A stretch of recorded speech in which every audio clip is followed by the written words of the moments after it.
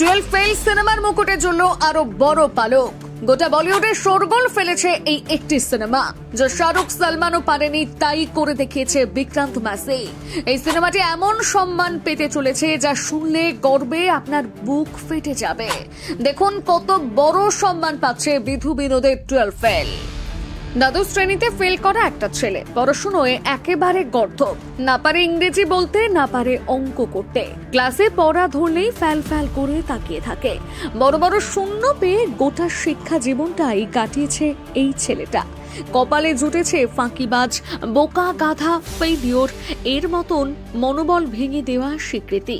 কেউ স্বপ্নেও কল্পনা করেনি এই ছেলে জীবনে কিছু করতে পারবে, আর যেটা কেউ স্বপ্নেও কল্পনা করতে পারেনি সেটাই করে দেখিয়েছেন ক্লাস 12-এ ফেল করা এই ছেলেটি। এই ছেলেই সবাইকে তাক লাগিয়ে পরবর্তীতে আইপিএস অফিসার হয়েছেন।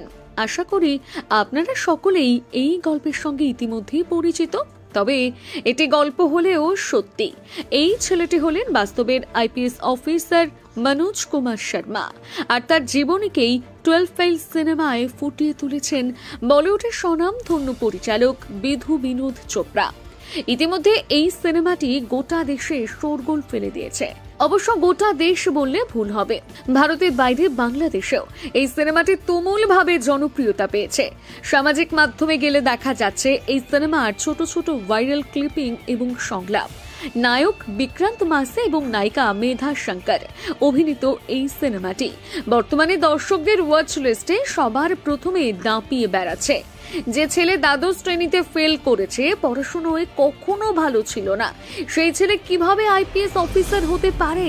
এই সিনেমাটির মধ্য দিয়ে মনোজ কুমার শর্মার জীবনী না দেখলে আপনারা হয়তো বিষয়টি বুঝতেই পারবেন না। জীবন যুদ্ধে সমস্ত বাধা প্রতিকূলতাকে ছাপিয়ে যে রাজা হওয়া যায় তারই জলজান্ত প্রমাণ এই সিনেমা।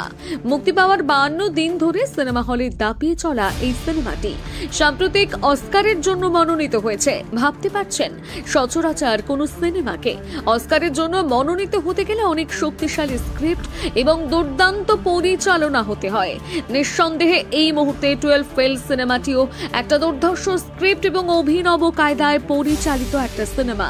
তবে এই ছবিটির মূল ইউএসপি পয়েন্ট হলো ছবিটির গল্প। ছবিটি নির্মাণে যত টানা টাকা খরচ হয়েছে তার থেকেও বেশি জোর দেওয়া হয়েছে ছবির চিত্রনাট্যে। শুধু গল্পের জেরেই সিনেমাটি আজ অস্কারে যাচ্ছে। এই সিনেমার গল্প গোটা ভারতবাসীকে নাড়িয়ে দিয়েছে। ভারতের তাবর তাবর অভিনেতারাও এইরকম স্বীকৃতি এখনো অর্জন করতে পারেননি।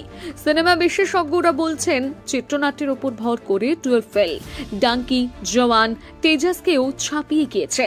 এই সিনেমাটি বাহুবলী, 3 ইডিয়টস এর মতন কালজয়ী সিনেমাগুলোর পাশে একই আসনে রাখা হতে পারে।